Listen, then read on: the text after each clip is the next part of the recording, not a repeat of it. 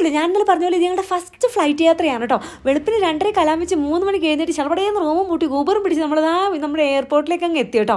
ഞങ്ങൾ ഡൽഹി ഇൻ്റർനാഷണൽ എയർപോർട്ടിൽ നിന്നാണ് കേട്ടോ നമ്മുടെ ഫസ്റ്റ് ഫ്ലൈറ്റ്. ഇന്നലെ ഡിജി യാത്ര എന്ന് പറയുന്ന ആപ്പ് വഴി നമ്മൾ സ്വന്തമായിട്ട് ചെക്ക് ഇൻ ചെയ്ത് വെച്ചിരുന്നതുകൊണ്ട് ഇവിടെ വലിയ ഫോർമാലിറ്റീസ് ഒന്നും ഉണ്ടായില്ല, ക്യൂ നിൽക്കേണ്ടി വന്നില്ല. നമുക്ക് നേരെ അങ്ങ് സ്വന്തമായിട്ട് തന്നെ ഞങ്ങളുടെ ആദ്യത്തെ ബോർഡിംഗ് പാസ് കിട്ടി മോനെ.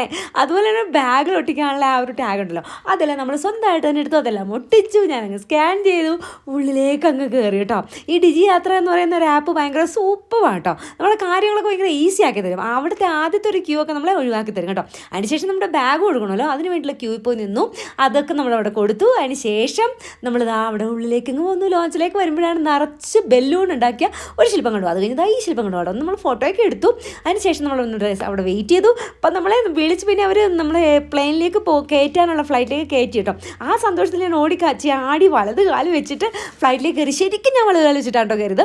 അപ്പോൾ ഞാൻ വിചാരിച്ചത് ഇവരെന്നെ നോക്കി ചിരിക്കുന്നു, പക്ഷേ അവരെന്നൊക്കെ ചിരിച്ചിരുന്ന് മാത്രമല്ല പുറംതിരിഞ്ഞ് നിൽക്കുമായിരുന്നു. പക്ഷേ നമ്മൾ ട്രിപ്പ് കഴിഞ്ഞപ്പം യാത്ര കഴിഞ്ഞപ്പോൾ അവരെന്നെ നോക്കി ചിരിച്ചിരുന്നു. പക്ഷേ അതെനിക്ക് എടുക്കാൻ എൻ്റെ കയ്യിൽ ക്യാമറ ഉണ്ടായിരുന്നില്ല.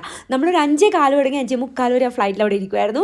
ടേക്ക് ഓഫിന് വേണ്ടിയിട്ട് അതിങ്ങനെ നീങ്ങി തുടങ്ങിയപ്പോൾ സത്യം പറഞ്ഞാൽ ഞാനങ്ങനെ മാതാവിനെ വിളിച്ച് പ്രാർത്ഥിച്ചുകൊണ്ടിരിക്കുകയായിരുന്നു. എനിക്ക് ഹൈറ്റ്സ് കുറച്ച് പേടിയാണ്. അത് കൂടാണ്ട് ഇപ്പോൾ വിമാനത്തിൻ്റെ ആ ഒരു അപകടമൊക്കെ നടന്നുകൊണ്ട് അതിൻ്റെ ഒരു ടെൻഷനും കാര്യങ്ങളൊക്കെ ഉണ്ടായിരുന്നു. എല്ലാവർക്കും ഉണ്ടായിരുന്നതാവോ, എനിക്ക് നല്ല ഭയങ്കര പേടിയായിരുന്നു കേട്ടോ. അത് മൂവിയോ തുടങ്ങിയപ്പോൾ എൻ്റെ ദൈവമേ ആ പറഞ്ഞറിയിക്കാൻ പറ്റാത്തൊരു ഫീലുണ്ടല്ലോ. മുകളിലേക്ക് ഉയർന്ന് കുറച്ച് നേരം കഴിഞ്ഞിട്ടാണ് ഞാനതൊന്ന് ഓക്കെ ആയിട്ടോ. ഈ സമയത്തൊക്കെ ഞാനങ്ങിരുന്ന് കരഞ്ഞു പോയി എന്നുള്ളതാണ് സത്യമായിട്ട്. ഞാൻ അവിടെ കരയുമായിരുന്നു. സന്തോഷം കൊണ്ടാണോ, സങ്കടം കൊണ്ടാണോ, പേടി കൊണ്ടാണോ, എന്തോ ഭയങ്കര ഒരു ഫീലായിരുന്നു കേട്ടോ. എന്നിട്ട് കാണും മേളിൽ നിന്നുള്ള ആ ഒരു ഡൽഹിൻ്റെ വ്യൂ. അതിനുശേഷം നമ്മളിങ്ങനെ താഴെന്ന് ആകാശത്തേക്കൊക്കെ വായു പൊളിച്ചെന്ന് കാണുന്ന മേഘമില്ല, അതിൻ്റെ മേളിൽ കൂടിയാണ് നമ്മൾ പോയത്.